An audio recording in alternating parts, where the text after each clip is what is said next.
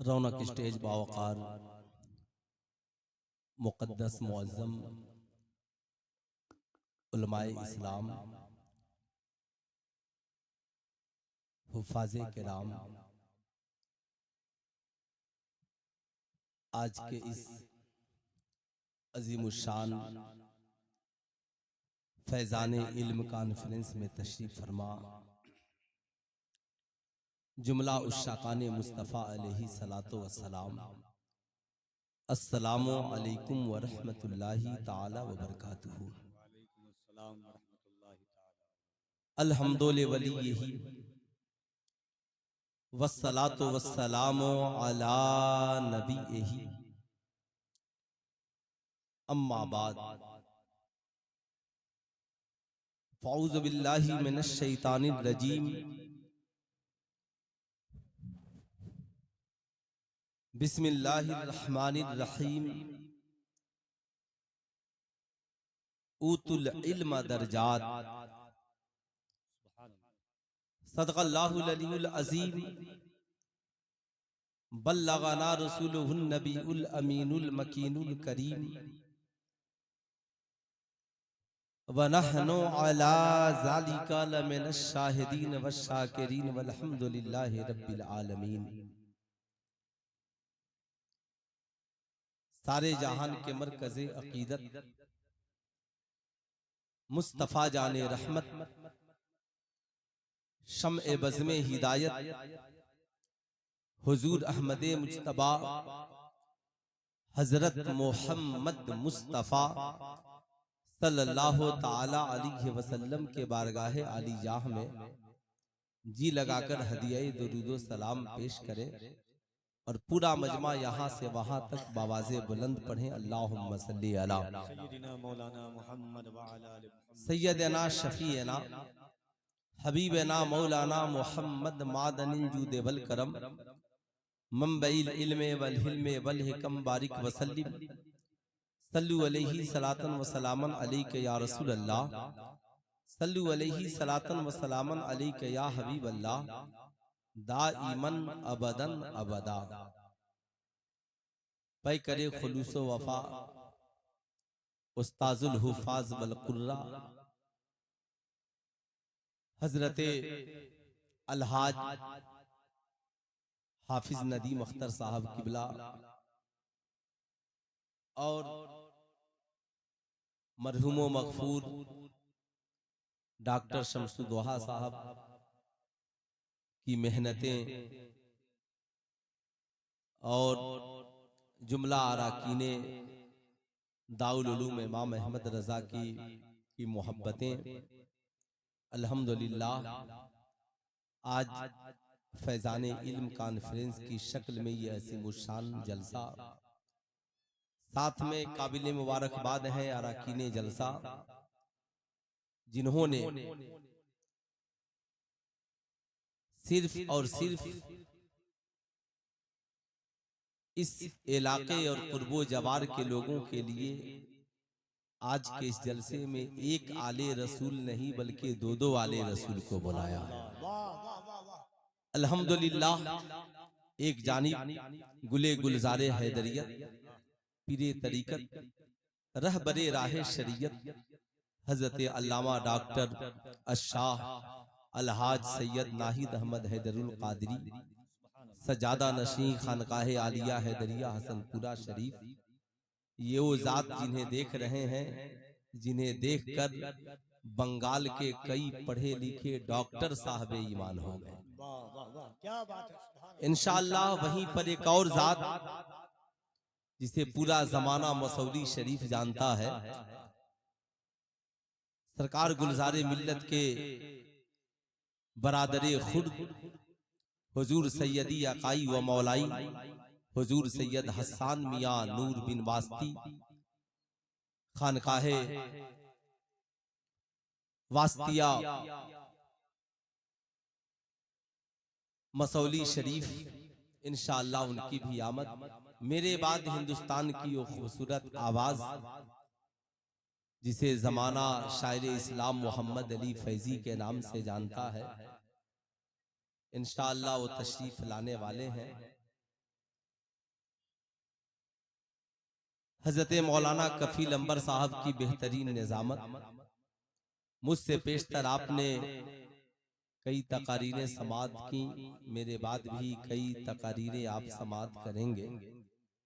ये इत्तेफाक है कि जब भी मैं दारुल उलूम इमाम अहमद रजा में आता हूं तो न जाने क्यों लंबा सफर तय करके आता हूं।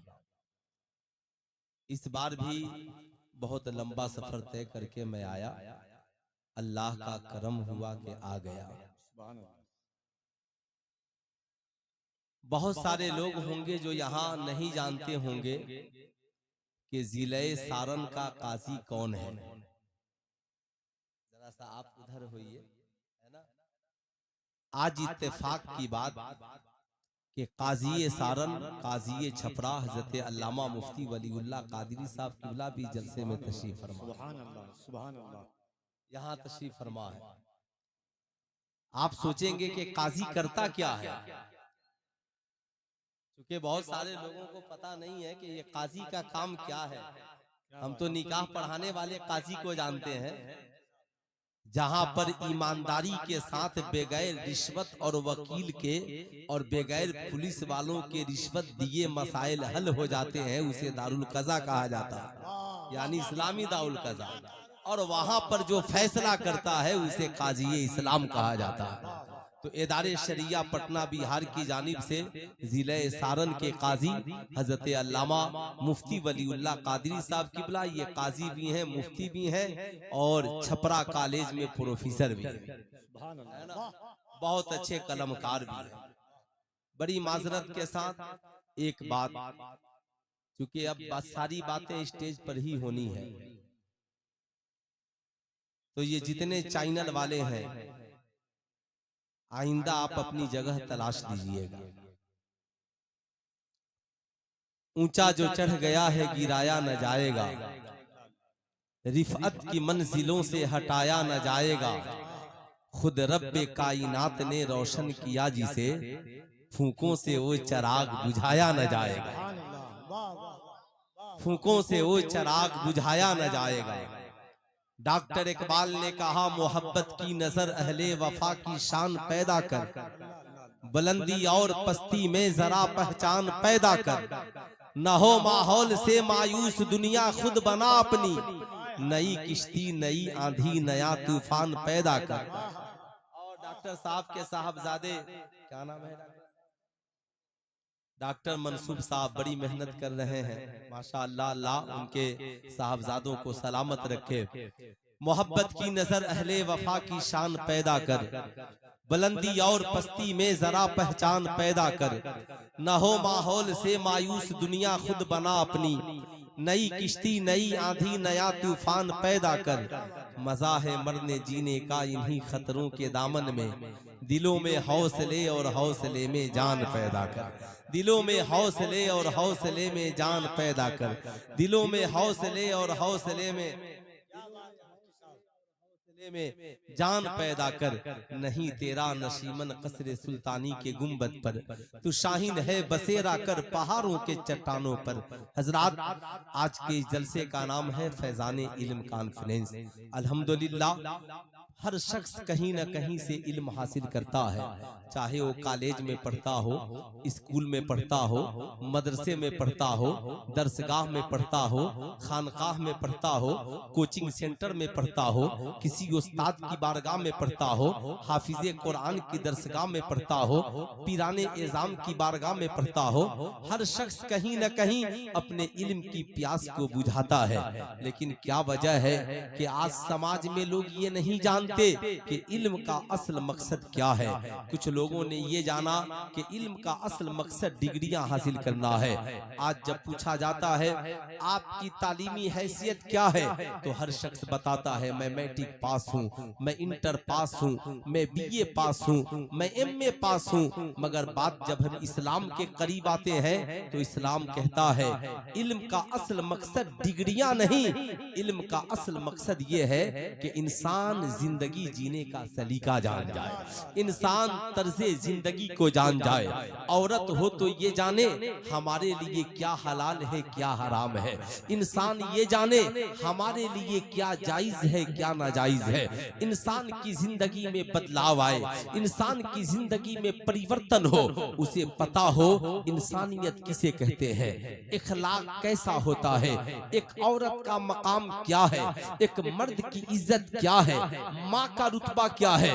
समाज में इल्म हासिल करना ये तो बिल्कुल जरूरी है, कंपलसरी है। इस्लाम ने कहा तलबुल इल्मे फरीज़तुन अला कुल्ले मुस्लिमीन व मुस्लिमा, इल्म हासिल करना हर मुसलमान मर्द औरत पर फर्ज है, ये इस्लाम कहता है।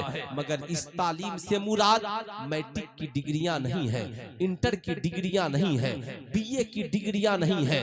जो तालीम हर मर्द औरत पर फर्ज है, उस तालीम का मकसद ये है कि हर पैदा होने वाला इंसान जो इस खाके गीती पर आया है, उसे ये जानना चाहिए अल्लाह एक है, मोहम्मद सल्लल्लाहु अलैहि वसल्लम अल्लाह के रसूल है।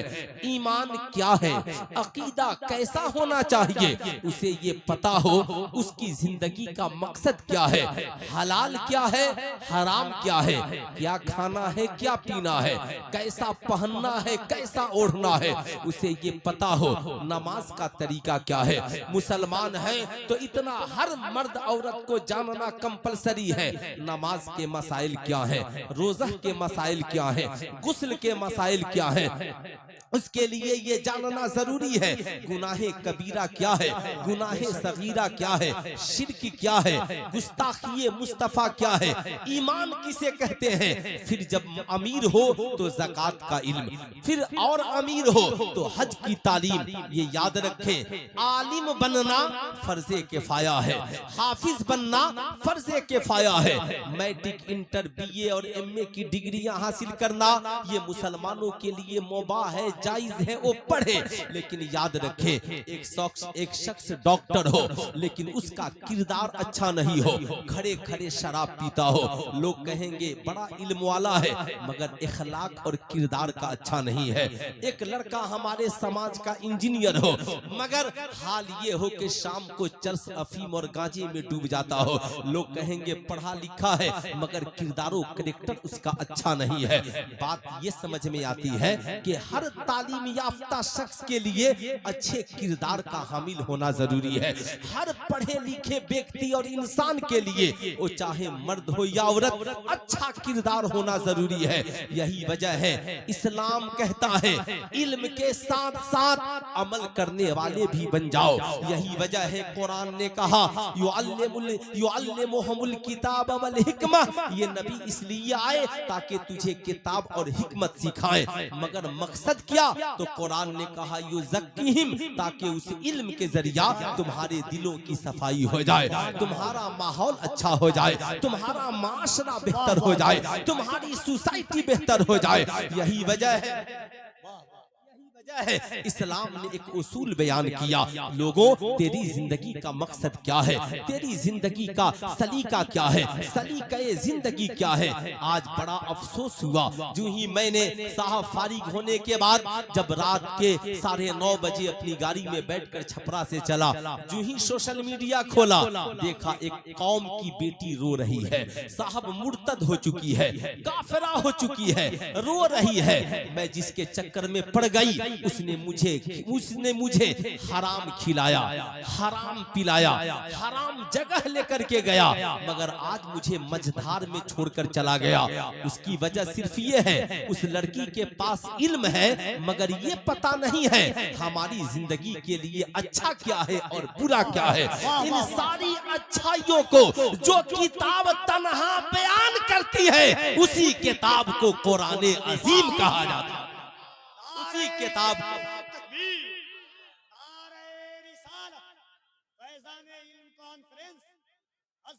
कुरान दारुल उलूम इमाम अहमद रज़ा उसी किताब को कुरान कहा जाता है। आज लोग समझते होंगे सिर्फ आज लोगों ने ज़हन में ये बातें डाल दी, और लोगों ने नहीं डाली, ये यहूदियों की साजिश है, ये नसरानियों की साजिश है। यहूदियों ने देखा अजीब जमाने में इनकलाब आया, मुहम्मदुर रसूलुल्लाह सल्लल्लाहु अलैहि वसल्लम आए और उनके साथ एक किताब आई। नबी का साथी बनकर आने वाला आसमान से कौन है? आपको ये मालूम होना चाहिए, आमिना के लाल का साथी जो जमीन पर आसमान से बनकर आया, वो कोई इंसान बनकर नहीं आया, कोई फरिश्ता बनकर के नहीं आया। नबी का साथी जो आसमान से जमीन पर बनकर आया, कुरान ने उसका जिक्र यूं किया, कद जाअकुम मिनल्लाहि नूरुम व किताबुम मुबीन, तहकीक के आ गया तुम्हारी जानिब अल्लाह की तरफ से नूर और एक रोशन किताब। नूर से मुराद मुस्तफा जाने रहमत है और किताब से मुराद कुरान अजीम है। ऐ मेरी कौम के शहजादों, याद रखना नबी का साथी कुरान बनकर के आया है, ताकि समाज में देखने वाले नबी के किरदार को देखकर इस्लाम समझ ले और पढ़ने वाले कुरान अजीम को पढ़कर इस्लाम को समझ ले। अब याद रखिएगा, आज बड़ा अफसोस होता है, आज हमारी कौम के नौजवानों ने किताब को अपना साथी बनाना छोड़ दिया। न जाने इस मोबाइल ने माशरे को कितना तबाह किया, घर की इज्जत को बाजार में ला करके डाल दिया। इस मोबाइल ने हमारी जिंदगी को उजाड़ दिया, रात की नींदों को खत्म कर दिया। मोबाइल जिस तरीके से एक शराबी को शराब के बगैर नींद नहीं आती है, नशे का आदी है, लाख मना करो मानने को तैयार नहीं होता। ऐसे ही मैं देखता हूँ, आप देखेंगे खैनी खाने वाला भी नशे में मुब्तला है, जब तक न मिले परेशान रहता है। ठीक यही हाल इस दौर में मोबाइल चलाने वालों का है। वो साहब कोई भी हो, मोबाइल के बगैर नींद नहीं आती। मोबाइल है किधर, लेकिन मैं कहूंगा याद रखिएगा, मोबाइल का इस्तेमाल सही हो, इसका मिसयूज कीजिएगा, जिंदगी भी बर्बाद, आखिरत भी बर्बाद। लेकिन आज मैं अपनी कौम के नौजवानों से कहूंगा, नबी का साथी तो कुरान बनकर के आया, नबी का साथी तो किताब है। मैं आपसे पूछना चाहता हूँ, आप अपनी जिंदगी का साथी किताब को क्यों नहीं बनाते हो? आप अपनी जिंदगी का साथी कुरान को क्यों नहीं बनाते हो? हमने नारे तो बहुत लगाए, अल्हम्दुलिल्लाह, जब देखो नारे लग रहे हैं, लेकिन हमारा अमल भी हो, हमारे साथ किरदारों कैरेक्टर भी हो। अल्हम्दुलिल्लाह, दुनिया में किताबें बहुत हैं, आपने देखा होगा साहब, हर बच्चे किताब पढ़ते हैं। मैट्रिक के बच्चे अलग पढ़ते हैं, इंटर के बच्चे अलग पढ़ते हैं, साहब बीए के बच्चे अलग पढ़ते हैं। दुनिया में किताबों की कमी नहीं है, ऐसे ही सिलेबस की भी कमी नहीं है। मैट्रिक के लिए अलग सिलेबस है, इंटर के लिए अलग सिलेबस है, डॉक्टर के लिए अलग सिलेबस है, इंजीनियर के लिए अलग सिलेबस है, प्रोफेसर के लिए अलग सिलेबस है। ऐसा नहीं होता, डॉक्टर इंजीनियरिंग की किताब पढ़े, इंजीनियर डॉक्टरी की किताब पढ़े, डॉक्टर प्रोफेसर की किताब पढ़े। हर इंसान अलग अलग किताबें पढ़ता है। मैट्रिक का बच्चा इंटर की किताबें नहीं पढ़ता, इंटर का बच्चा मैट्रिक की किताबें नहीं पढ़ता, साइंस पढ़ने वाला फलसफे की किताबें नहीं पढ़ता, फलसफी साइंस की किताबें नहीं पढ़ता। ताज्जुब की बात है, लेकिन दुनिया में कोई ऐसी किताब लाओ, किताब एक हो, डॉक्टर भी पढ़ रहा हो, इंजीनियर भी पढ़ रहा हो, प्रोफेसर भी पढ़ रहा हो, मास्टर भी पढ़ रहा हो, डॉक्टर भी पढ़ रहा हो, हाफिज कुरान भी पढ़ रहा हो, आलिम दीन भी पढ़ रहा हो, मुफ्तियाने एज़ाम भी पढ़ रहे हो, मर्द भी पढ़ रहे हो, औरतें भी पढ़ रहे हो, बच्चे भी पढ़ रहे हो, बच्चियां भी पढ़ रही हो। मैट्रिक के बच्चे उसी किताब को, इंटर के बच्चे उसी किताब को, बीए के बच्चे उसी किताब को, एमए के बच्चे उसी के किताब को, जज भी उस किताब को पढ़ रहा है। आप कहोगे मौलाना दुनिया में कौन ऐसी किताब है कि किताब एक हो, औरत भी उसे पढ़े, मर्द भी उसे पढ़े, बच्चा भी उसे पढ़े, जवान भी उसे पढ़े, सारा जमाना उस किताब को पढ़े? तो मैं कहूंगा हाँ हाँ, उसी किताब का नाम कुरान है। जब कुरान को देखो, डॉक्टर साहब भी कुरान पढ़ रहे हैं, इंजीनियर साहब भी कुरान पढ़ रहे हैं, प्रोफेसर भी कुरान पढ़ रहे हैं, साइंटिस्ट भी कुरान पढ़ रहे हैं, आलिम भी कुरान पढ़ रहे हैं, हाफिज भी कुरान पढ़ रहे हैं, मर्द भी कुरान पढ़ रहा है, औरतें भी कुरान पढ़ रही हैं, कुरान सब पढ़ रहे हैं। किताब एक है, पढ़ने वाले अनेक। सुभान अल्लाह, वाह वाह। किताब एक है, और पढ़ने वाले अनेक हैं। अनेक हैं, लेकिन सबके पढ़ने का मकसद एक, सबके पढ़ने का मकसद एक नहीं है, सबका मकसद अलग अलग है। हाफिज साहब आप कुरान क्यों पढ़ते हैं? कहा याद करूंगा, रमजान में तरावी सुनाऊंगा। आलिम साहब आप कुरान क्यों पढ़ते हैं? कहा कुरान पढ़ूंगा, लोगों को मसाइल बताऊंगा। मुफ्ती साहब आप कुरान क्यों पढ़ते हैं? कहा कुरान पढ़ूंगा, लोगों को इसके जरिया सही रहनुमाई करूंगा। मैंने कहा काजी साहब आप कुरान क्यों पढ़ते हैं? कहा मैं कुरान पढ़ता हूँ, इस कुरान के जरिया फैसला करता हूँ। मैंने कहा खानकाह के पीराने इज़ाम से आप कुरान क्यों पढ़ते हैं? कहा हम कुरान पढ़ते भी हैं, मुरीदों को तलकीन भी करते हैं, ताकि ये दिल गुनाहों से साफ हो जाए, दिल गंदगी से पाक हो जाए। मैंने देखा साइंटिस्ट भी कुरान पढ़ रहे हैं, आप कुरान क्यों पढ़ रहे हैं? साइंटिस्ट कहते हैं अगर कुरान नहीं होता तो रिसर्च का दरवाजा कौन खोलता? कुरान नहीं होता तो उरूज की बातें कौन करता? कुरान नहीं होता तो इंसान को जमीन से उठाकर चांद तक कौन पहुंचाता? मौलाना हम कुरान इसीलिए पढ़ते हैं कि अल्लाह कुरान में फरमाता है अफला यतदब्बरूनल कुरान। ऐ लोगों क्या बात है, कुरान रखते हो मगर कुरान में गौर फिक्र नहीं करते हो। मौलाना ये कुरान ही तो है जिसने सबसे पहले रिसर्च करके बताया कि हमने इंसान को कैसे पैदा किया। खलकल इंसाना, क्यों हमने इंसान को कैसे पैदा किया। मिनहा खलकनाकुम व फीहा नुईदुकुम व मिनहा नुखरिजुकुम तारतन उखरा। ये कुरान ही तो है जिसने कहा ऐ इंसान हमने तुझे मिट्टी से बनाया है, एक दिन तुझे फिर इसी मिट्टी में डालेंगे और एक दिन आएगा फिर तुझे इसी मिट्टी से उठाएंगे। ये कुरान ही तो रिसर्च का दरवाजा खोल रहा है। मैंने कहा साइंसदानों और बताओ, कुरान ने कहा ऐ साइंसदानों जानना चाहते हो क्या तुझे पता नहीं है? वल कमरी इज्जत तसक लतरकबुन तबकन अन तबक फमा लहुम ला युमिनून। कसम है उस चमकते चांद की, एक जमाना आएगा लोग सवारी बनाएंगे, चांद के ऊपर चले जाएंगे। अमेरिका बाद में गया, चाइना बाद में गया, रशिया बाद में गया, सुनीता विलियम बाद में गई, कल्पना चावला बाद में गई। कुरान ने 1450 बरस पहले चांद पे जाने का ऐलान कर दिया। अब कुरान एक है मगर साइंटिस्ट अपने मकसद के लिए पढ़ रहे हैं। अल्लाह अल्लाह साहब अजीब इत्तफाक है, इंसान की तख्लीक के बारे में कुरान बताए। और आगे बढ़िए, मैंने देखा साहब इन डॉक्टर साहब कुरान पढ़ रहे हैं। खैरियत है डॉक्टर साहब आप कुरान पढ़ रहे हैं? कहा हाँ मौलाना साहब डॉक्टर बन गया हूँ इसलिए कुरान पढ़ रहा हूँ। मैंने सुना है हुआ शिफाउन व रहमतुल लिल मोमिनीन, ये कुरान ईमान वालों के लिए शिफा भी है रहमत भी है। मैं कुरान इसलिए पढ़ता हूँ ताकि कुरान की तिलावत की बरकत से जब मैं किसी मरीज को दवा लिखूं तो दवा भी उसके लिए शिफा बन जाए और कुरान की आयत की बरकत से आने वाले मरीज भी अच्छे हो जाएं।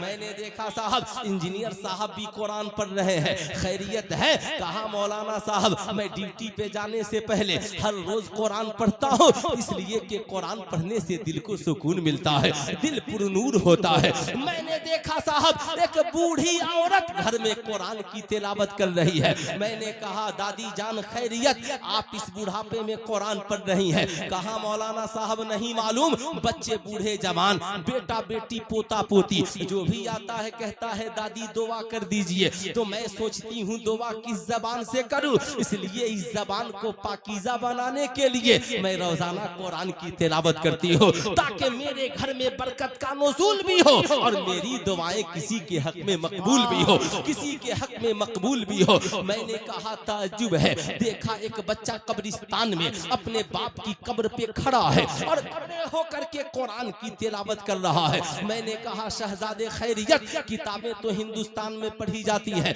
आप कब्रिस्तान में पढ़ रहे हो, ये कौन सी किताब है? कहा मौलाना ये कुरान अजीम है, दुनिया में जितनी किताबें हैं सब सिर्फ जिंदों के लिए है, यानी जिंदा पढ़े तो कामयाब हो। ऐसी कोई किताब लाए जो मुर्दों को फायदा पहुंचा दे। है इंग्लिश में कोई ऐसी किताब? है फारसी में कोई ऐसी किताब? बताओ ईमानदारी के साथ, है कोई हिंदी में ऐसी किताब? है कोई ऐसी किताब तो लाओ जो मुर्दों के काम आ जाए। आप कहेंगे नहीं मौलाना हम जितनी किताबें पढ़ते हैं वो सब दुनिया में काम आती हैं, मगर ये कुरान है अगर जिंदा किताब पढ़े तो जमीन के ऊपर कामयाब, और मुर्दे के लिए पढ़ दो तो जमीन के अंदर कामयाब।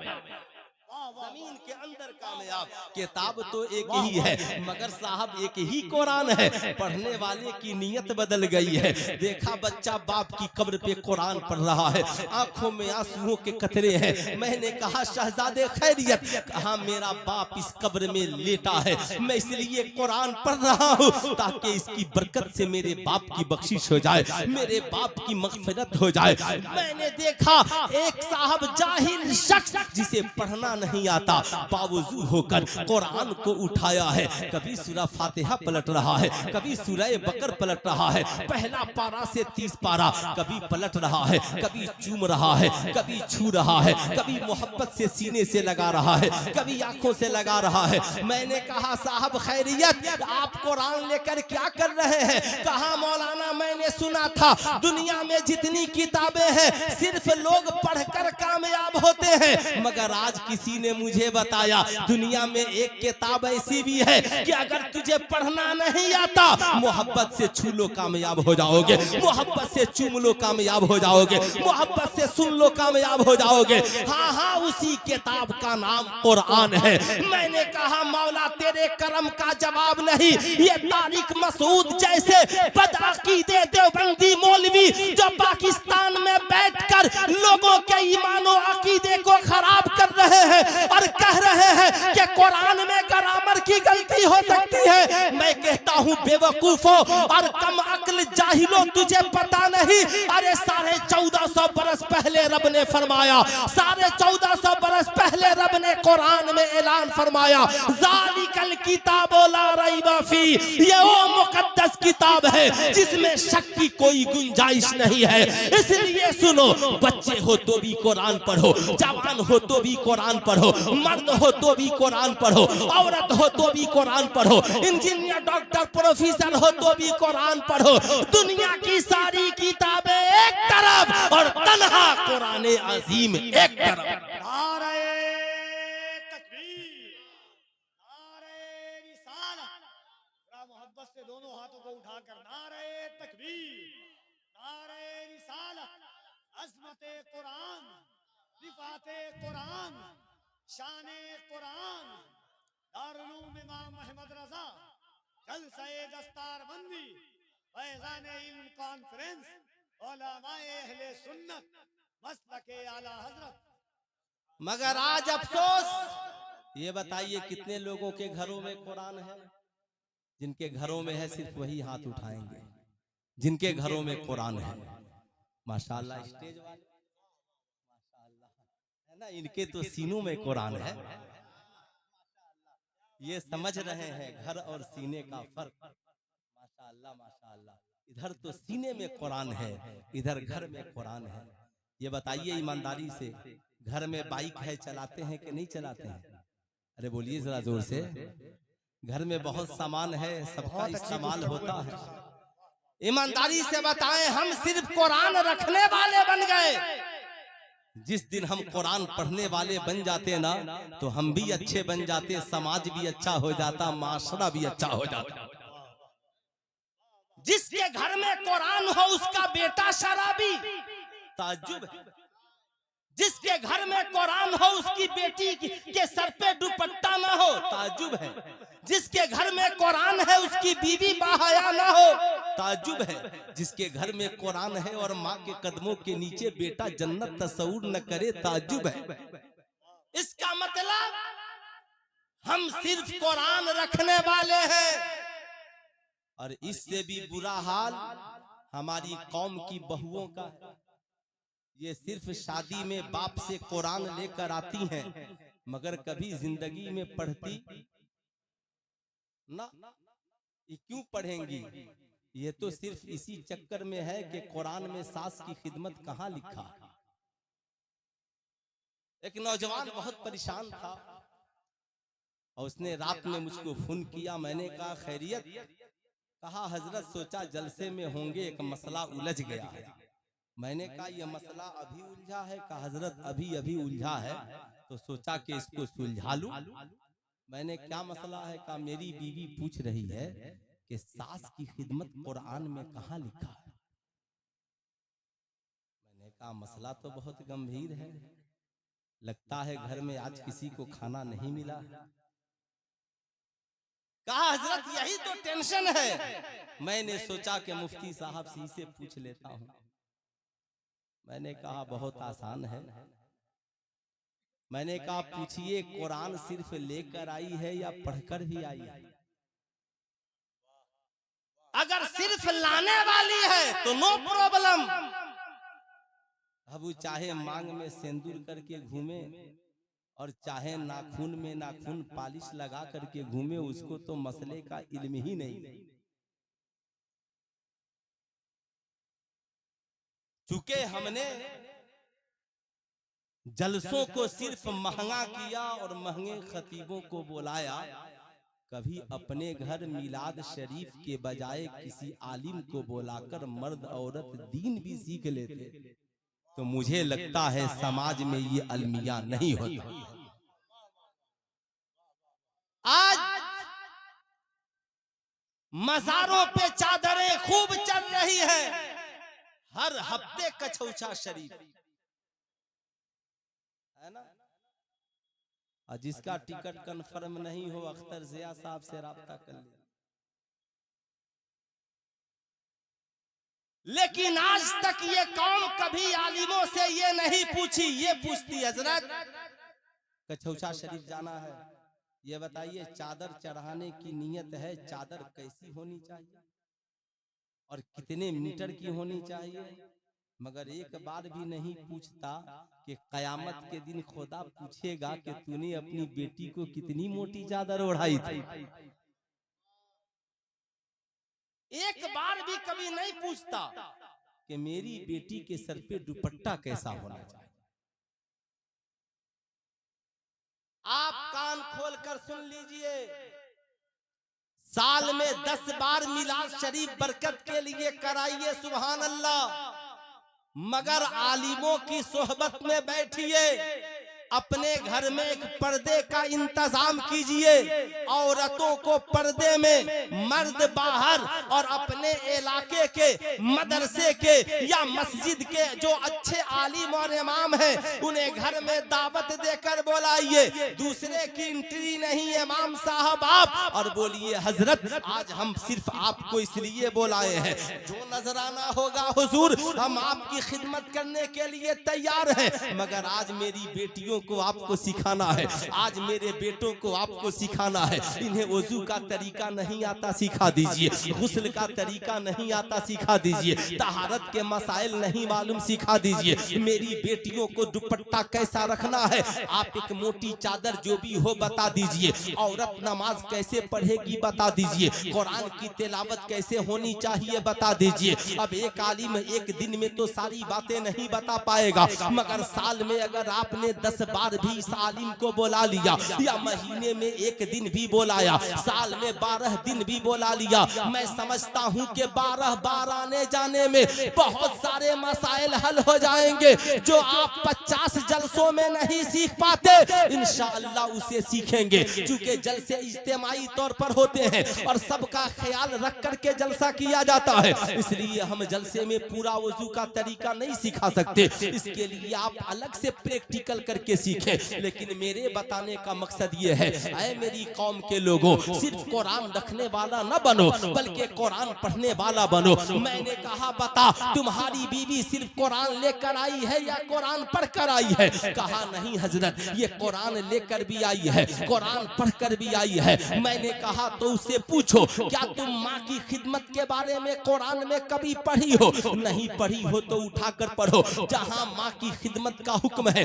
वहीं पे सास की भी खिदमत का हुक्म है। अल्लाह कुरान में फरमाता है बिल वालिदैन इहसाना व जिल कुर्बा, अपने माँ बाप के साथ एहसान करो और कुराबतदारों के साथ एहसान करो। इसी कुराबतदार राबतदार में सास भी है, इसी को राबतदार में ससुर भी है, इसी को राबतदार में भाई भी है, इसी को राबतदार में बहन भी है, इसी को राबतदार में सारे रिश्तेदार हैं। मगर आज सोशल मीडिया की आवारा लड़कियों ने आज लड़कियों के ज़हन को इतना आवारा बना दिया, ये शॉर्ट वीडियोस देख देख कर इतना पागल हो गई कि ये अमेरिका की लड़कियों के फॉलोअर्स हो गई। अब साहब इनके ज़हन में बात है, अमेरिका की एक लड़की साहब शॉर्ट वीडियो बनाती है और कहती है मेरी जिंदगी देखो, बड़ी इंजॉय वाली जिंदगी है, मैं अमेरिका में रहती हूँ, नौकरी करती हूँ, मैं बाप के ताबेदारी में नहीं हूँ, मैंने शादी नहीं किस लिए शौहर का दबाव नहीं है, मैं किसी भाई बहन के साथ नहीं हूँ, अकेले जीती हूँ, जब चाहूँ नाचूं, जब चाहूँ गाऊं, जब चाहूँ सोऊं, जब चाहूँ उठूं, अपनी सैलरी को जहाँ चाहूँ खर्च करूं और मैं जब चाहूँ अपनी जिंदगी में इंजॉय, गलत संबंध गलत रिश्ता किसी मर्द के साथ बना सकती हो, मेरे लिए कोई प्रॉब्लम नहीं है। अब साहब ठीक यही आज कॉलेज हो या स्कूल, आज बेटियां यही सोच रही हैं, हम भी आजादी की जिंदगी जीना चाहते हैं। ये बाप की बातें कौन सुनेगा, ये भाई की बातें कौन सुनेगा, ये शौहर की बातें कौन सुनेगा। वो चाहे भारत की बेटियों सुनो, तुम चाहे हिंदू की बेटी हो या मुसलमान की बेटी, मगर कान खोल करके सुन लो। तुम अगर ये सोचती हो जैसा इस मुल्क में कानून बना ये यहूदियों की साजिश है, यहूदी चाहते हैं हुजूर सल्लल्लाहु अलैहि वसल्लम की आमद से पहले जो गुनाह आम थे फिर से उन गुनाहों को आम कर दिया जाए। हुजूर की आमद से पहले शराब आम था, फिर से आम कर दिया जाए, ज़ना आम था, फिर से आम कर दिया जाए, जुआ आम था, फिर से आम कर दिया जाए, साहब नाच गाना बाजा आम था, फिर से आम कर दिया जाए। आज यहूदी यही चाहते हैं फिर से आम हो, यही वजह है अरब की वो पाकीज़ा सरजमी जिसे मुस्तफा जाने रहमत ने बड़ी मोहब्बत से पाक किया, बड़ी मेहनत से पाक किया। आज यहूदियों की साजिश ने अरब की पाकीज़ा सरजमी को फिर से नापाक बनाने की कोशिश की। शराब खाने खोल दिए गए, नाच गाने बाजे का बाजार गर्म हो गया। नतीजा क्या निकला, नकाब पहनने वाली अरबों की बेटियां नाचने लगी, नकाब पहनने वाली अरबों की बेटियां डांस करने लगी। आज कौन है जो इस दर्द के बारे में बोलेगा, कौन है जो इस दुखे दर्द के बारे में बोलेगा। आपको इसकी फिक्र क्यों है, आप भी सोचते हैं चलो साहब हम करें तो क्या करें, लेकिन मैं आपसे कहना चाहूंगा आखिर इस दर्द की दवा क्या है, दिले नादा तुझे हुआ क्या है, आखिर इस दर्द की दवा क्या है। आपने कभी इसके बारे में सोचा, यहूदी चाहते हैं फिर से मुसलमान गुनाहों के दलदल में चले जाए, मुस्लिम बेटियां गुनाहों के दलदल में चली जाए। यही वजह है आज यहूदियों ने साजिश रची कि कुरान एक धार्मिक पुस्तक है, कुरान सिर्फ एक धार्मिक पुस्तक है, इसलिए कुरान को वो पढ़े जो धर्म का मानने वाला है, कुरान को वो पढ़े जो नमाजी है, कुरान को वो पढ़े जो हाजी है, कुरान को वो पढ़े जो आलिम है, कुरान को वो पढ़े जो मौलाना है। मोहम्मदुर रसूलुल्लाह की जिंदगी ये सिर्फ एक धार्मिक गुरु है। इन्हें डॉक्टर न पढ़े, इनकी जिंदगी को इंजीनियर न पढ़े, इनकी जिंदगी को मास्टर न पढ़े, इनकी जिंदगी को प्रोफेसर न पढ़े, इनको वो पढ़े जो धर्म से ताल्लुक रखते हैं। मगर ऐ कुरान तू बता तेरा वजूद क्या है। कुरान कहता है हुदल्लिन्नास, मैं सिर्फ नमाजियों हाजियों और इस्लाम के मानने वालों के लिए ही हिदायत नहीं बल्कि हुदल्लिन्नास, मैं सारी दुनिया के इंसानों के लिए हिदायत की किताब। और बात जब नबी की आई तो अल्लाह ने कहा महबूब कह दीजिए या अय्युहन्नास इन्नी रसूलुल्लाह इलैकुम जमीया, ऐ लोगों मैं तुम सब के तरफ अल्लाह का रसूल बनकर आया हूँ। इसलिए लोगों सुनो, याद रखना, आप डॉक्टर हो मगर नबी को पढ़ो, आप इंजीनियर हो मगर नबी की सीरत पढ़ो, आप प्रोफेसर हो मगर नबी की सीरत पढ़ो, आप साहब समाज में किसी तबके से ताल्लुक रखते हो मगर आमिना के लाल की सीरत का मुताला करो, किताबों में कुरान अजीम को पढ़ो। कुरान पढ़ोगे माँ की खिदमत का तरीका मिलेगा, कुरान पढ़ोगे शराब की अरे बैठे बैठे बैठे आपको खुद कहा जाएगा, बैठे माशाअल्लाह आप बैठे इत्मीनान से बैठे है ना, खूब इत्मीनान से बैठे। शायर हिंदुस्तान वीडियो बंद कर है ना, शायर इस्लाम हजरत मोहम्मद अली फैजी साहब तशरीफ ला रहे हैं। है ना, हम सब उनका खैर मकदम करते हैं। आप बैठे इत्मीनान से, इत्मीनान से नारे बैठे, तकबीर, इत्मीनान से। नारे रिसालत, फैजान इल्म कॉन्फ्रेंस, उलमाए अहले सुन्नत। माशाअल्लाह माशाअल्लाह, आप इस खूबसूरत आवाज को सुनेंगे। 10-15 मिनट पहले आप मुझे सुने, इंशाअल्लाह। बैठ जाए बाबू।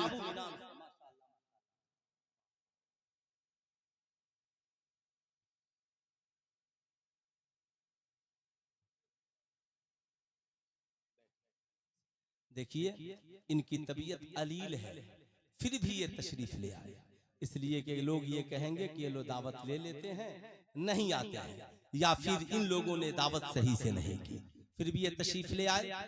जितनी देर कोई दबाव नहीं होगा इनके ऊपर, है ना, क्योंकि ये तबीयत इनकी ठीक नहीं, जितनी वो पढ़ेंगे आप सुनेंगे इंशाअल्लाह। जरा दोनों हाथों को उठाकर बोलते हैं या रसूल अल्लाह, और जरा प्यार से बोलते हैं या हबीब अल्लाह।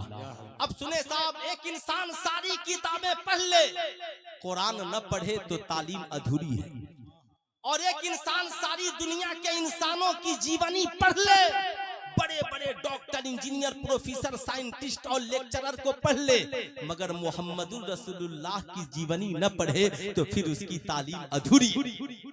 कुरान पढ़ेंगे तो कुरान कहेगा माँ के साथ एहसान करो, बाप के साथ एहसान करो, फीहिमा इस्मुन कबीर, शराब और जुए में बड़ा गुनाह है। तो कुरान पढ़ेंगे तब बताएगा, कुरान पढ़ेंगे तब ना, मगर हम कुरान पढ़ते कहाँ है, हम सिर्फ कुरान रखने वाले बन गए। नतीजा ये निकला, बेटियों के सरों से दुपट्टा उतर गया, मर्दों की जिंदगी के कान में बालियां चढ़ गई, नौजवान हाथ में कड़ा पहनने लगे। हम भूल गए, कुरान ने कहा लक़द कान लकुम फी रसूलिल्लाहि उस्वतुन हसना, नबी की जिंदगी तुम्हारे लिए नमूने अमल है। तो मैं ये अर्ज कर रहा था, नतीजा ये निकला, जब उस लड़की ने कहा मैं अकेले जीती हूँ, बगैर शादी के जिंदगी गुजार रही हूँ, माँ बाप भाई बहन किसी के साथ रिश्ता नहीं, अकेले बड़ी मौज मस्ती की जिंदगी है। आज हमारी कौम की बेटियों ने भी यही सोच लिया, यहूदियों ने साजिश रची और कहा आजादी निस्वा के नाम पर औरतों को घर से निकालो, इनकी इज्जत को तार तार कर दो। नतीजा क्या निकला, औरतें मर्दों की बराबरी में बाहर निकल पड़ी। मर्द चल रहा है हम भी चलेंगे, मर्द बाहर घूम रहा है हम भी बाहर घूमेंगे, मगर इन्होंने क्या बनाया। अब वो लड़की कहती है हम गुलामी में नहीं जीते, हमारे लिए जरूरी नहीं कि सुबह को उठे शौहर के लिए चाय बनाए, हम बेटी हैं तो उठे बाप के लिए नाश्ता बनाए, नहीं, हम नौकरानी बनकर समाज में नहीं जिंदा रहेंगे। मैं अपनी कौम की बेटियों से कहूंगा, कौम की औरतों से कहूंगा, अरे बाप के लिए खाना बनाना ये नौकरानी की पहचान नहीं है, शौहर के लिए चाय बना देना ये नौकरानी की पहचान नहीं है। जो लोग प्लेन का सफर करते हैं, या सऊदी अरब गए होंगे, या भारत में प्लेन का सफर करते होंगे, आपने देखा होगा, जो ही प्लेन में आप चढ़ेंगे, भारत की पढ़ी लिखी लड़कियां आपका मोस्ट वेलकम करेंगी। उसके बाद साहब आप एक बटन दबाएंगे, फौरन हाजिर हो जाएंगी। चाय चाहिए, कॉफी चाहिए, नाश्ता चाहिए, साहब जब तक आप प्लेन में उड़ते रहेंगे, हर लम्हा आपकी खिदमत के लिए हाजिर है। साहब कोई शिकवा नहीं है, जब सब खा पी लिए, उतरने का वक्त हुआ, तो आपके जूठे बर्तन, जूठे गिलास को अपने हाथों से उठाकर रखती है हिम्मत के कोई कह दे ये 4 लड़कियां नौकरानी है, जिन्होंने 250 यात्रियों को खाना खिलाया है औकात के कोई कह दे कि ये एयर होस्टेज नौकरानी है, उनके बैच पे लिखा रहता है पावर गर्ल्स, ये बड़ी शक्तिशाली लड़कियां हैं, बड़ी ताकतवर लड़कियां हैं। सुल्तान रजा पूछना चाहता है, बड़ा बड़ा बिहार का नेता उन लड़कियों से शादियां करता है, लेकिन कोई नहीं कहता कि ये चाय पिलाने वाली से इसने शादी कर ली, जूठा बर्तन उठाने वाले से इसने शादी कर ली, करोगे FIR हो जाएगा। सुल्तान रजा कहना चाहेगा, कभी उनसे पूछना तुम एयर होस्टेज की नौकरी इतना पढ़ लिख कर क्यों करती हो, क्यों जूठा बर्तन उठाती हो, वो लड़कियां कहेंगी हम इसे खिदमत की नीयत से करते हैं, मोहब्बत की भावना से करते हैं, यात्रियों की सहायता की नीयत से करते हैं, मुसाफिरों की मदद की नीयत से करते हैं, हम गुलामी की नीयत से नहीं करते। हम सोचते हैं यात्रियों को असुविधा ना हो, यात्रियों को तकलीफ ना हो, हम इसलिए उनकी खिदमत करते हैं। सुल्तान रजा कहना चाहेगा, जब 4 लड़कियां 400 यात्रियों को चाय पिलाकर नौकरानी नहीं बन सकती, तो सैयदा खातून जन्नत की सुन्नत पे अमल करने वाली इस्लाम की कोई शहजादी अपने शौहर के लिए चाय बना दे तो नौकरानी कैसे हो सकती है?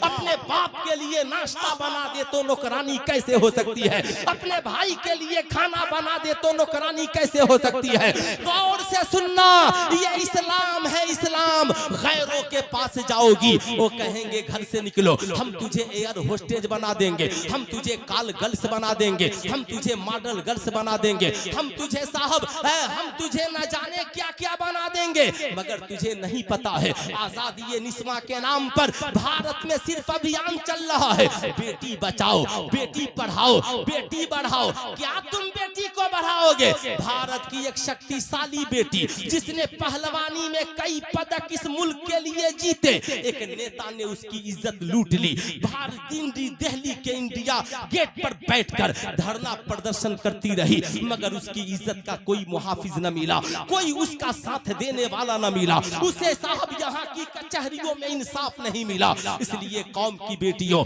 तेरी इज्जत इसमें है, बाप की सच्ची बेटी बनकर के रहना, शादी के बाद शौहर की वफादार बीवी बनकर के रहना, बच्चों की बेहतरीन माँ बनकर के रहना, और अल्लाह तुझे तालीम दे तो अपने बच्चों को भी पढ़ाना, अपने खानदान के बच्चों को भी पढ़ाना, इज्जत और आबरू की जिंदगी गुजारना।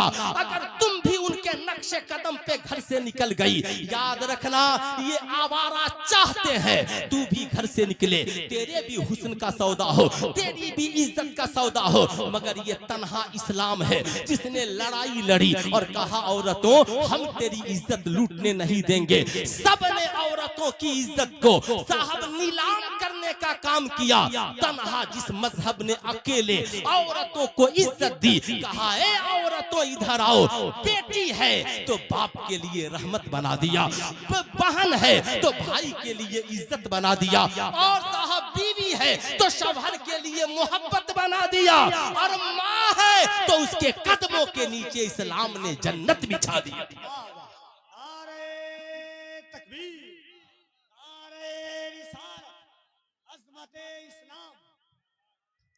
अब साहब एक बात सुने, इसलिए याद रखें, मैं आपसे कहूंगा कुरान के करीब होइए, नबी के करीब होइए, उलमा के करीब होइए। नबी के करीब होइएगा, बाप के अदब का सलीका मिल जाएगा, माँ से मोहब्बत का तरीका मिल जाएगा। शराब हराम है ये जान जाएंगे। आप ईमानदारी से बताएं, हमने जलसे बहुत कराए, जलसे बहुत मनाए, या मिलाद शरीफ की महफिलें बहुत सजाई हमने।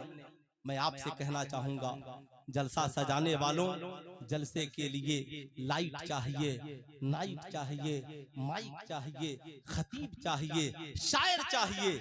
जिस नबी की मोहब्बत में ये जलसा सजा है, कभी उस नबी को भी मनाने की कोशिश करो, कभी उस नबी को भी मनाने की कोशिश करो। आप कहेंगे मौलाना नबी को कैसे मनाएंगे? मैं कहूंगा हुजूर पीरे तरीकत अल्लामा अलहाज अशाह सैयद डॉक्टर नाहिद अहमद साहब के बहुत सारे मुरीद हैं। आप बताएं अगर हजरत को मनाना हो तो क्या करेंगे? हर मुरीद कहेगा हजरत वो करेंगे जो हजरत को पसंद हो, और वो छोड़ देंगे जो हजरत को पसंद नहीं हो। बाप को मनाना हो क्या करेंगे? वो करेंगे जो बाप को पसंद हो, जो बाप को पसंद नहीं उसे छोड़ देंगे। उस्ताद को मनाना हो क्या करेंगे? वो करेंगे जो उस्ताद को पसंद हो, जो उस्ताद को पसंद नहीं उसे छोड़ देंगे। सुल्तान रजा कहना चाहेगा, कितने लोग हैं जो नबी को मनाना चाहते हैं? हाथ उठाए पूरा मजमा, कितने लोग नबी को मनाना चाहते हैं? सब मनाना चाहते हैं, माशाअल्लाह। औरतें भी दिल में इरादा रखें, हम भी अपने नबी को राजी करना चाहते हैं। सुल्तान रजा आपसे कहेगा, आप इसका बहुत आसान तरीका है, कुरान ने बता दिया, मा आताकुमुर रसूलु फखुजू व मा नहाकुम अन्हु फंतहु।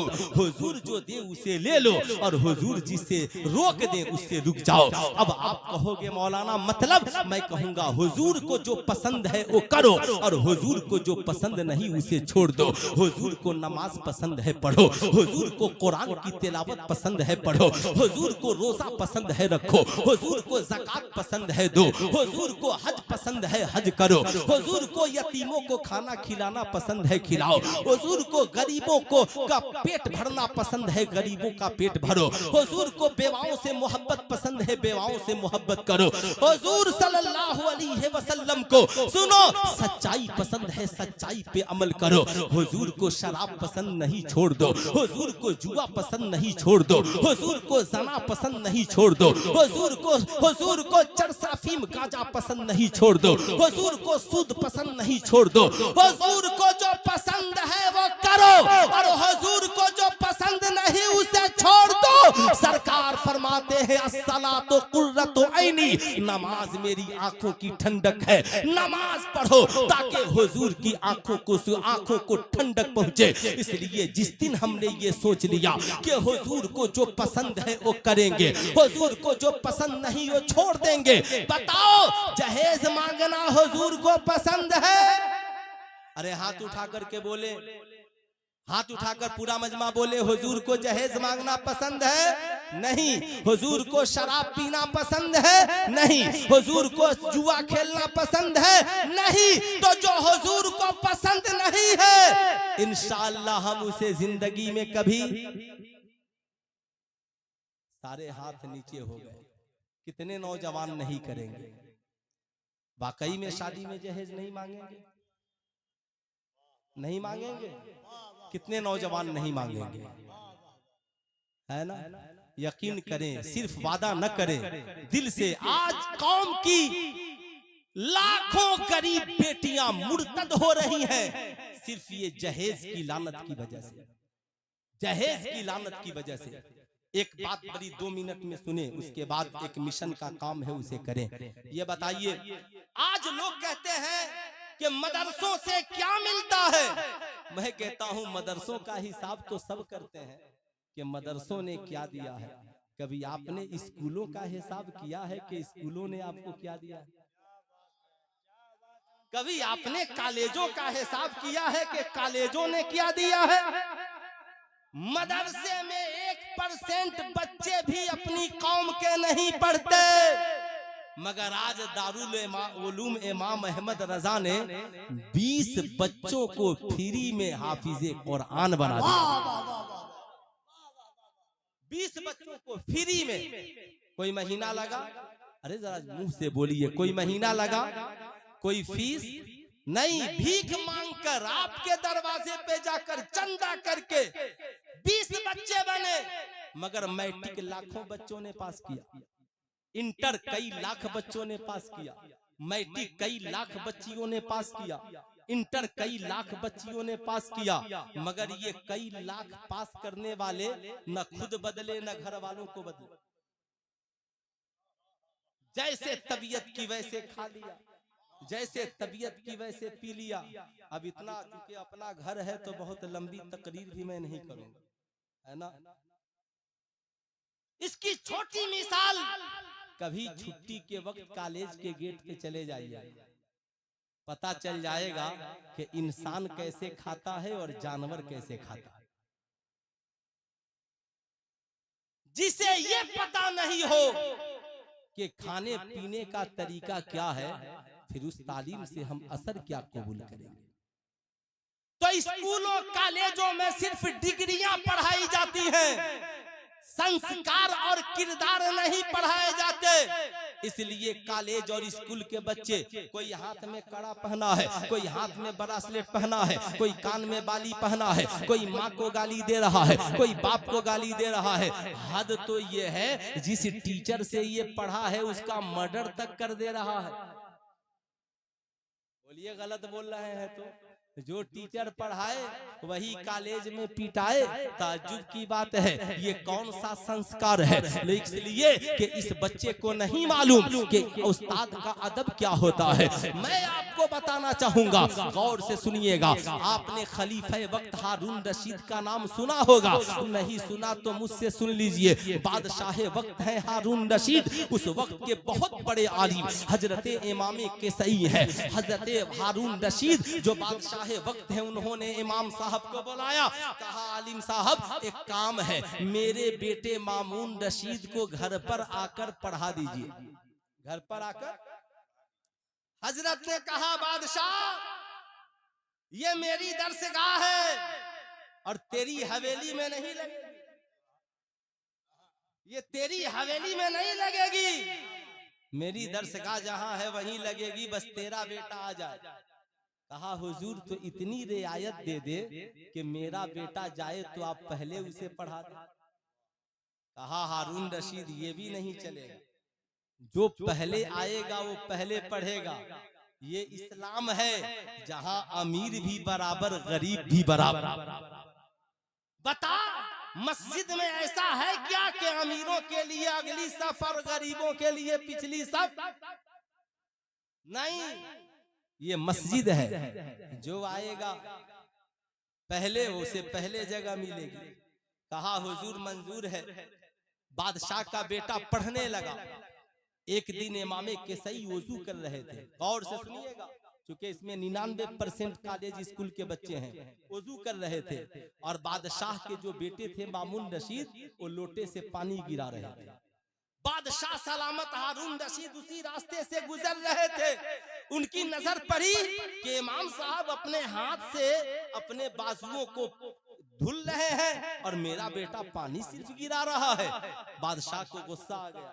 बादशाह ने चाबुक निकाला और बेटे को एक चाबुक। इमाम साहब हैरान, बादशाह आपने क्यों मारा? कहा है मेरे बेटे तू इमाम केसई के रुतबे को नहीं जानता, ये तुम्हारे उस्ताद हैं और उस्ताद का रुतबा माँ बाप से भी बड़ा होता है। अल्लाह ने तुझे 2 हाथ दिए हैं तो तू सिर्फ एक हाथ से पानी क्यों गिरा रहा है? होना तो ये चाहिए एक हाथ से उस्ताद के हाथ पे पानी गिराता और दूसरे हाथ से उनके आज़ाए वजू को धुलता चला जाता। ये कौन है? ये बादशाह है जो अपने बेटे को उस्ताद का अदब सिखला। आज तो टीचर्स डे मनाने वालों सिर्फ नाच कर मनाओगे तो पिटाई होगी। मदर्स डे मनाने वालों सिर्फ टीवी पर नाचोगे तो माँ घर से निकाली जाएगी। लेकिन सरकार की तरह, मुस्तफा जाने रहमत की तरह माँ के लिए चादरे अनवर बिछा दो। सुनो, उस्ताद के लिए अदब, जब उस्ताद आए तो अदब से सहाबा की तरह, बुजुर्गों की तरह अपने असातिज़ा की ताजीम के लिए खड़े हो जाओ। मैं आपसे कहूंगा उस्ताद से मुंह न लगाना। याद रखना 2 लोगों से जिंदगी में कभी न लड़ना, एक माँ बाप से और एक उस्ताद से। जिंदगी में कभी इनसे मुकाबला है क्या? इनसे कभी मुकाबला नहीं करना। इसलिए मैं आपसे कहूंगा, आज लोग कहते हैं, मैं कहता हूं करोड़ों बच्चे मैट्रिक पास किए, लाखों बच्चे इंटर पास किए, मगर पता नहीं हलाल क्या हराम क्या। मगर 20 बच्चे आज दारुल उलूम इमाम अहमद रजा से निकले हैं। जब अपनी बस्ती को पहुंचेंगे, कसम खुदा की आपने नहीं देखा तो आज जाकर के देखिएगा, बड़े बड़े बच्चे पढ़कर आए मगर किसी के पीछे कोई हाथ बांध कर खड़ा नहीं होता। साहब मैट्रिक के बच्चे इंटर के पीछे हाथ बांधकर खड़े नहीं होते, मगर एक बच्चा यहाँ से दारुल उलूम इमाम अहमद रजा से हाफिज कुरान बनकर जाएगा। जब अपनी मस्जिद में पहुंचेगा, हाथ बांधकर खड़ा होगा तो सारा जमाना उसके पीछे हाथ बांधकर खड़ा हो जाएगा। मैट्रिक पास भी खड़ा है, इंटर पास भी खड़ा है, डॉक्टर भी खड़ा है, इंजीनियर भी खड़ा है, प्रधान भी खड़ा है, हाजी साहब भी खड़े हैं, बाप भी खड़ा है। पीछे हाथ बांध कर खड़ा है। ये कुरान है जिसने हाफिजे कुरान के रुतबे को बढ़ा दिया है। एक शख्स ने कहा, डॉक्टर साहब आपके पास बड़ी डिग्रियां, मगर हाफिज साहब के पीछे हाथ बांध कर क्यों खड़े हो गए? कहा, सुनो, मैं दुनिया की किताबों को पढ़कर डॉक्टर बना हूं और ये हाफिजे कुरान खुदा की किताब पढ़कर हाफिजे कुरान बना है।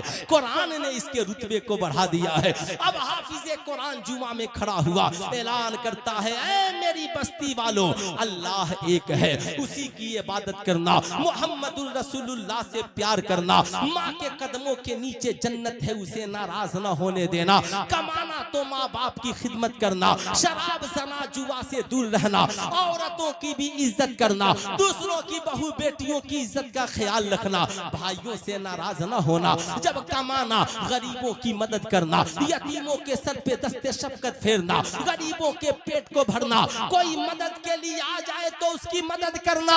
लाखों बच्चे मैट्रिक पास किए मगर लाखों मिलकर समाज को न बदल सके।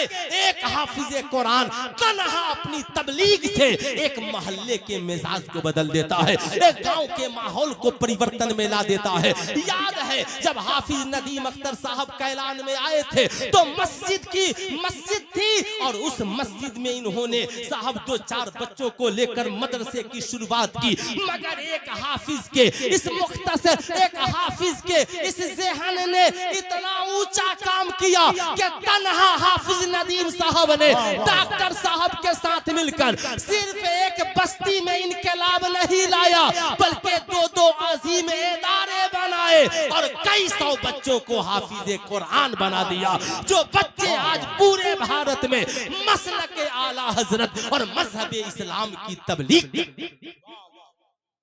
आप कहते हैं मदरसों ने क्या किया? मैं आपसे पूछना चाहता हूं, कितने डॉक्टर ने आपके बच्चों को फ्री में डॉक्टर बनाया है? कितने प्रोफेसर ने आपके बच्चों को फ्री में प्रोफेसर बनाया है? कितने बच्चे ने, कितने साहब इंजीनियर ने आपके बच्चों को फ्री में इंजीनियर बनाया है? मगर हर साल ये हुफ़ाज़े कराम, ये उलमाए कराम, इनकी जूतियां मेरे सरों की ताज, जो आपसे भीख मांगकर सैकड़ों बच्चों को, लाखों बच्चों को फ्री में हाफिज़े कुरान बनाते हैं। बोलिए बात गलत है या सच है? जरा हाथ उठाकर बोलिए गलत है या सच है? मालूम है हाफिजे कुरान को हुक्म होगा, हाफिजे कुरान, ओ हाफिजे कुरान जो कुरान पढ़े भी और अमल भी करे, है ना? इना के दाढ़ी कटा